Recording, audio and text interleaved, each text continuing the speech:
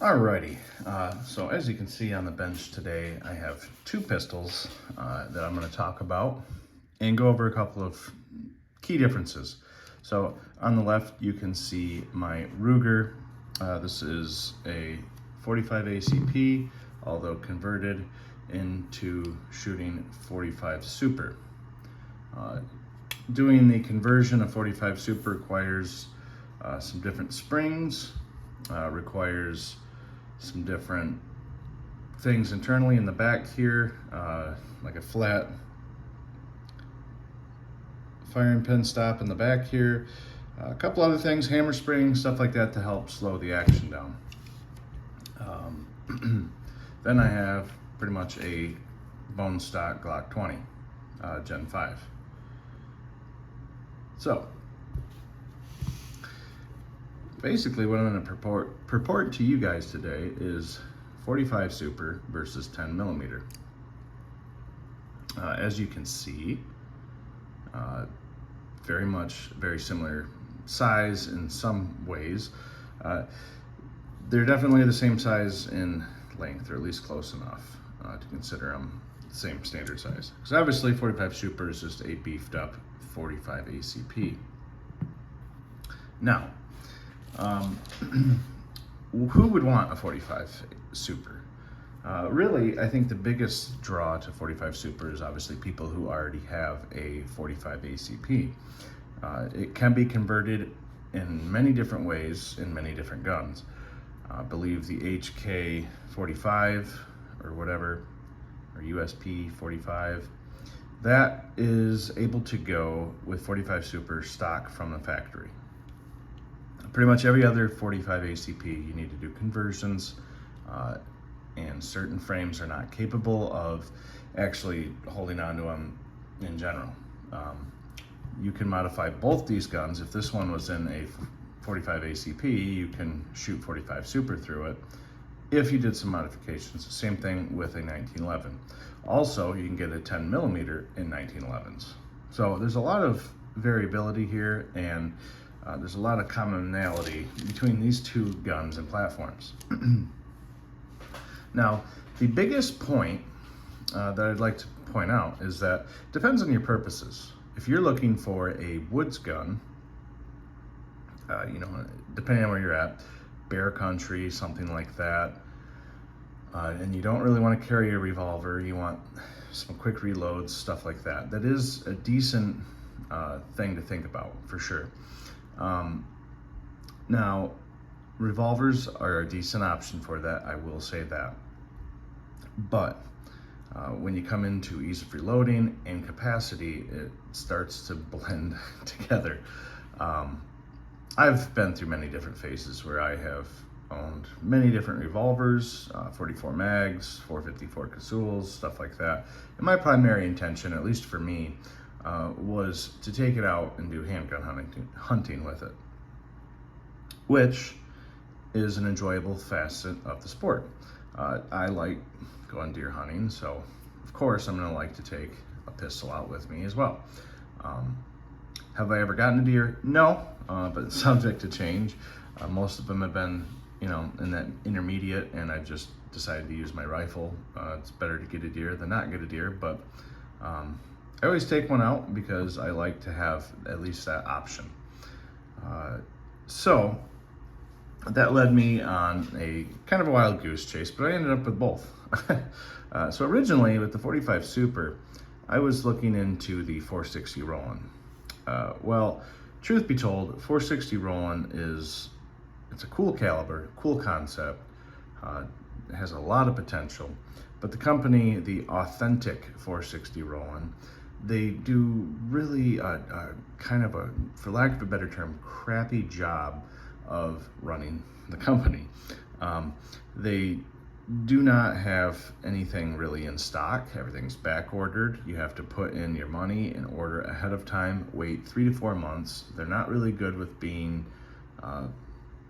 communicating with you if you have questions on your order, stuff like that. And I've always been leery to buy from them. And to be honest, their Glock conversion kits are just absurdly overpriced. Way back when, probably 8 years ago when I was originally considering 460 Rowland. I mean, you could get the kits a heck of a lot cheaper, for one. At least for Glocks and stuff. I mean, now they're pushing almost 500 bucks, which is just absurd because it's a barrel and a spring with a compensator. So, if anything, Glock barrels have gotten cheaper over time. Anyways, rambling off here. So, didn't really like 460 Rowlands, you know, behind their business model. So that led me to 45 Super because it's a little bit more open sourced. You know, they obviously did some things to the case under the design to make it a little bit more apt to be functional in 1911 style pistols and stuff like that. So quick conversions of 1911s are pretty easy. 1911s are a stout gun to begin with, and the 45 Super, you can get decent power with it. Very comparable to 10 millimeter, and a lot of people say that they overlap. And I'm going to go over some quick numbers today. So this is a 255 grain Underwood 45 Super. Got the case here, or box. Goes 1,075 feet per second. So this puts out about 654 foot-pounds of energy. So decent speed, decent power. That is definitely in 10 mil territory. This guy over here is a relatively, in terms of some aspects, lightly loaded Hornady Custom 180 grain XTP, going at 1,275 feet per second. They don't have the foot-pounds of energy. I did the calculation, came out with 649 foot-pounds of energy. So these are basically mono-a-mono. This being a little heavier than your standard 45 ACP. I pulled off some other statistics, at least for low datas there, in terms of energy. So basically a 45 Super and 230 grain, going about 1,100 foot per second, you're getting about 618 foot-pounds of energy. With a regular 180 grain from Underwood, going 1,300 feet per second, you're getting 676 foot-pounds of energy on a 10 millimeter. That's a little hotter. If you want to jump up to a 200 grain bullet at 1,250 on the 10 millimeter, you can get up to almost just under 700 foot-pounds of energy. If you go up to 220, you can get over 704 foot-pounds of energy at 1,200 feet per second. So really, there is a very high overlap between these two. And I'm going to talk real briefly kind of about generally the differences here and why you would go for one or the other. If you're a 1911 enthusiast and you have a lot of 1911s, I enjoy them. 45 Super makes a lot of sense. It's really easy. You have like less than $50 in parts to be able to shoot this caliber. And it is very, very functional in terms of hunting or self-defense. If you're looking at it from, you know, a self-defense or a bare woods carry, I would highly recommend going the 10 millimeter route. 10 millimeter has very similar ballistics, but capacities here are substantially different. 45 Super, you have 8 rounds here, and you have 15 plus 1 in the Glock. So 8 plus 1 or 15 plus 1. Obviously, you know, the Glock is going to be a little on the thicker side, but these new Gen 5s have, yes, it's thicker, but when you look down at it, at least through here, it's not as much as you'd think. And it's definitely going in the right direction with the Gen 5s. And there's obviously more and more 10 millimeters getting made every day. You know, you have the XDs, Smith & Wesson, SIG's now got the X10, and there's just a lot more support, at least with 10 millimeters moving forward. Now, at least from what I've seen, I have seen 10 mil get downloaded substantially. A lot of what you can pick up is loaded to you know, more closer to 40 Smith & Wesson standards. Sure, I mean, I get it. There's not always a need to have a full power load in a 10 millimeter. At least when you're shooting target, yeah, I get it. You don't need to spend all the extra powder and all the extra abuse on yourself and the gun just to have shooting. But you do want to practice with these full power loads. This isn't even really necessarily full power. This is close though. For a commercial load, that's definitely more available in terms of power than what I have seen in the past. It used to be pretty much buffalo bore, Underwood were your only option. I think Underwood now has like 20 something loads of 10 millimeter on their website, varying from different, you know, you can get solid copper projectiles, you can go heavier up to 220, you can go lighter down to 135 grain bullets.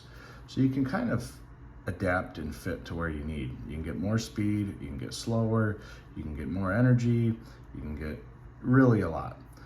45 Super, they have started to drop some of the support for. There's only 5 loads of the Underwood available at this time.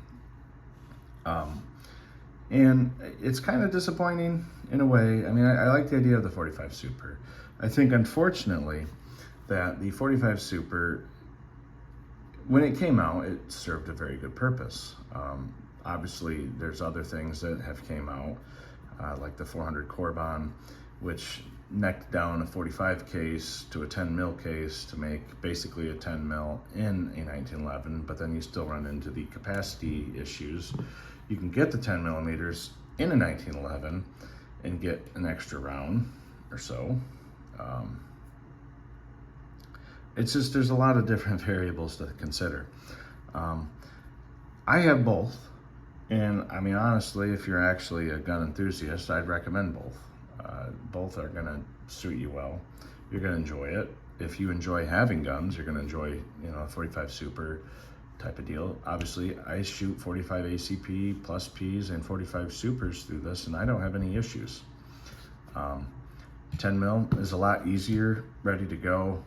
You don't have to do all the modifications required to do a 45 Super.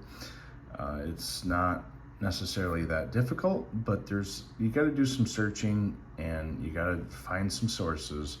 There's not really a well collated assembly process in terms of what parts you need, what parts you absolutely need. I kind of grabbed all of them that I read on and I threw them all in. It still wasn't that much, but definitely like a Glock 10 mil is going to be plug and play, ready to go.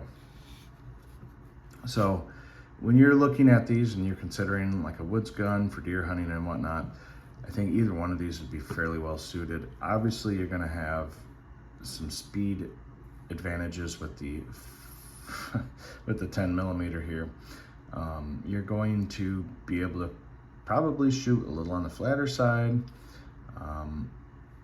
Not saying that this is unenjoyable, but it is a bigger chunk of lead, and it's just a little bit on the difference, or a little difference. I mean, bullets, they tend to do a lot of the same things similarly to each other.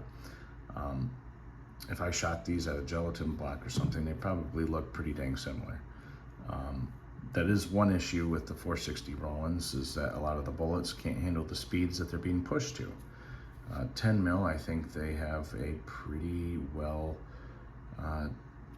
bullet selection that you can choose from, at least in terms of having functional hollow points, stuff like that.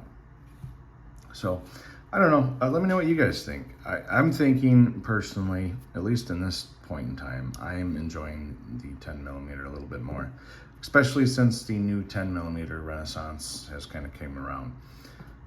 It's getting better in terms of availability of ammo, guns. There's a lot. Heck, you can even get a high point in 10 millimeter. And with the 10 millimeter and a high point, I mean, you're talking $199, I think I've seen them for, and you get 8 rounds, or 8, 9, or 10, whatever the one is. you can get that many rounds of 10 millimeter ready to go, and it's cheap, easy, and you don't have to worry about it if you drop it and abuse it. I would like to get one soon to give a little bit of a test to. But like I said, when it comes to me going out in the blind this year, it's going to be really tough. I'm going to have to do a lot of shooting over the next month or so to see what one I shoot better with. But we'll see. One thing I did forget to mention, sorry, is that the Glock 20, I have a video up about it, but 15 rounds is too much to do handgun hunting with, at least where I live, Michigan. So you got to put in a plug and limit it to less than 8 rounds. Well, technically less, 8 or less it has to be able to hold. So I put in a dowel on the inside, a wooden dowel to plug it up, so that way it is incapable of holding the 15 rounds. So it is something to note. You do still have to do something to be able to shoot it legally in terms of trying to take game, at least in Michigan. If you live in a state where it doesn't matter, then, you know, more power to you. I envy you. Michigan's kind of wonky. Up north, it's a lot more flexible, but when we're in the lower part of the state, there is definitely a little bit more restrictions in place. Hence why I use a 450 Bushmaster and not a rifle. So, I don't know. Anyways, let me know what you guys think. 45 Super or 10 mil? I kind of rambled on here for a little bit, but tried to get all my points across. Like I said, I just think 10 mil is definitely a little bit in terms of being more versatile. So, all right, thanks for watching.